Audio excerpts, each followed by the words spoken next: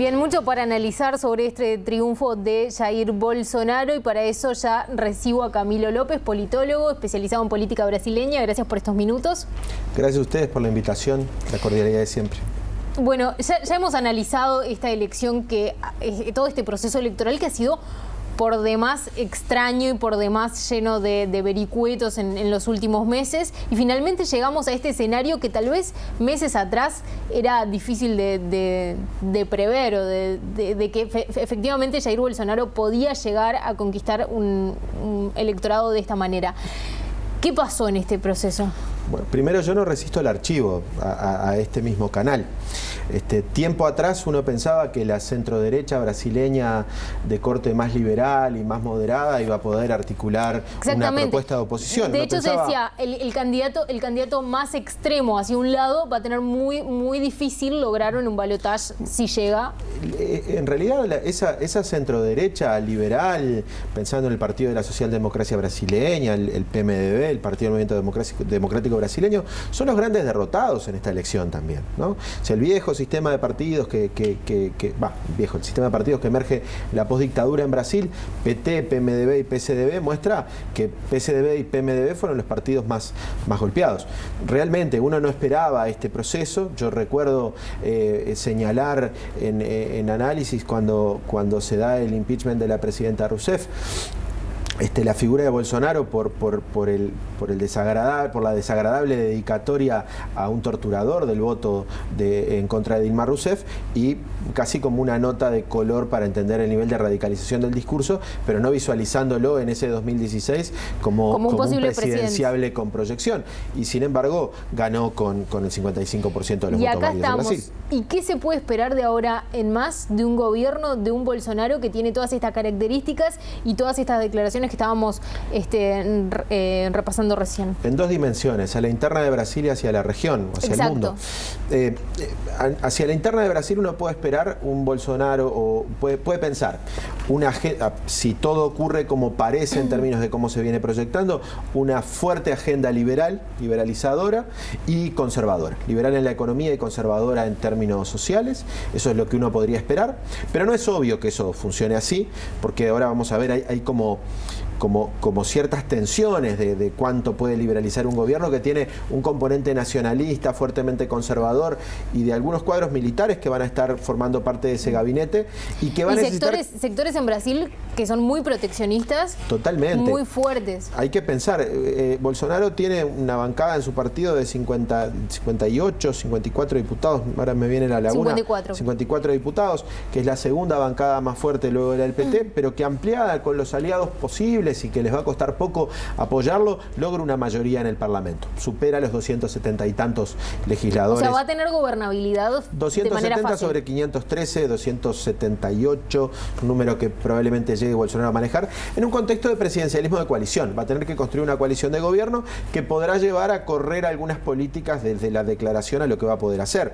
Y esto, en el término que vos decías, Valentina, es tal cual.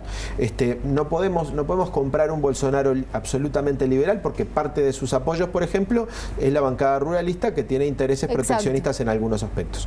Probablemente pueda ser muy liberal con Estados Unidos, pero no creo que con Uruguay, en algunos casos, en algunos sectores donde, por ejemplo, los sectores más conservadores que hoy apoyan a Bolsonaro durante el gobierno Temer lograron, por ejemplo, que el ministro de Ganadería cerrara el ingreso del lácteos a Brasil.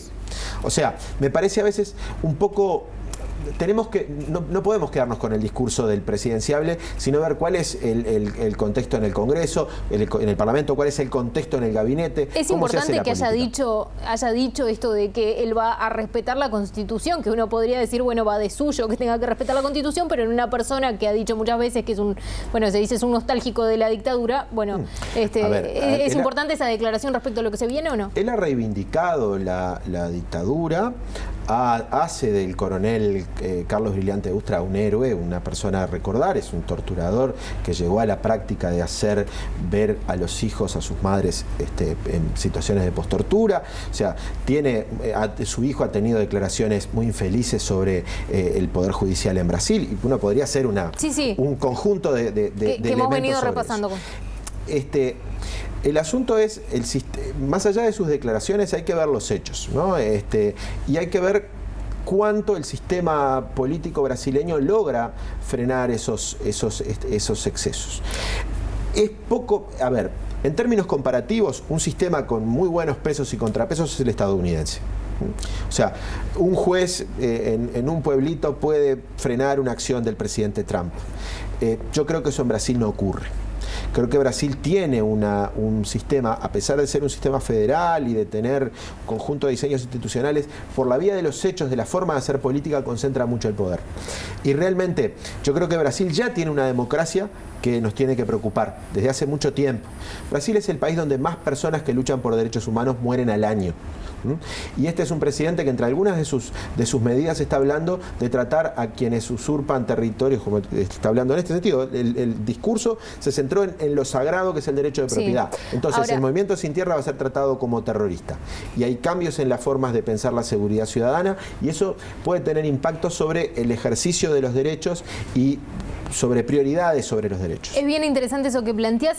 Ahora, también Bolsonaro es hijo en algún sentido de un discurso que encontró en la corrupción y en lo que ha venido pasando en el último tiempo en Brasil como un gran aliado, todo parecería indicar.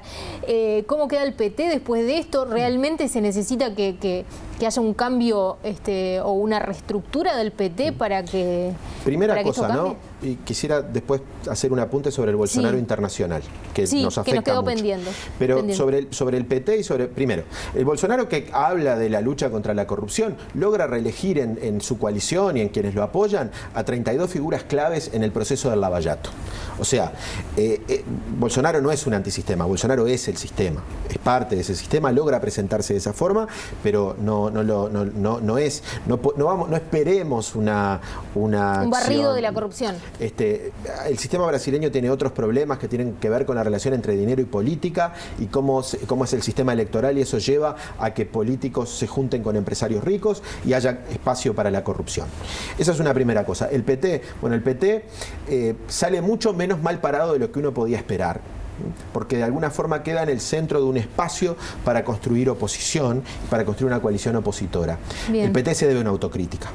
El PT tiene problemas con la corrupción y ha sido manchado por la corrupción y tiene personas presas desde hace muchos años por corrupción y yo creo que tiene la oportunidad, él debería no, porque uno no es quien para recetar nada, pero tiene la oportunidad política de reconstruir sus lazos, de reconstruir los lazos con la sociedad civil y de hacer una autocrítica profunda y fuerte para reconstruir su proyecto de país. Si quiere ser competitivo, y lo interesante es que la suerte del PT también condiciona la suerte regional de las izquierdas.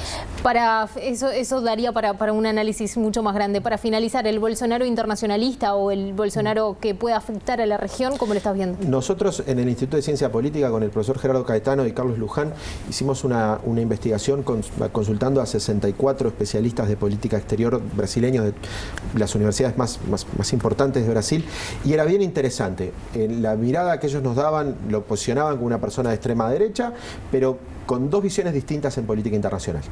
Uno, el Bolsonaro parecido, cercano a Paulo Guedes, a su ministro de Hacienda, liberal, aperturista, y otros casi como una especie de nuevo patriota en el sentido de Trump.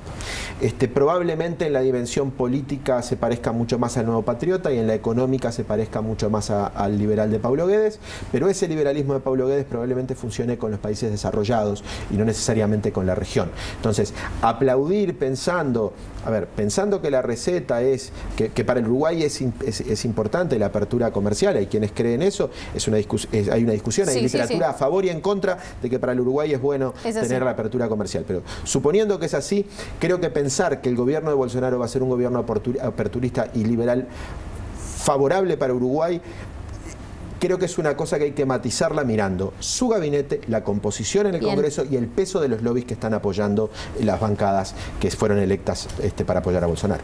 Quedará mucho para conversar en más oportunidades. Gracias por estos minutos. Gracias a ustedes por la cordial invitación de siempre.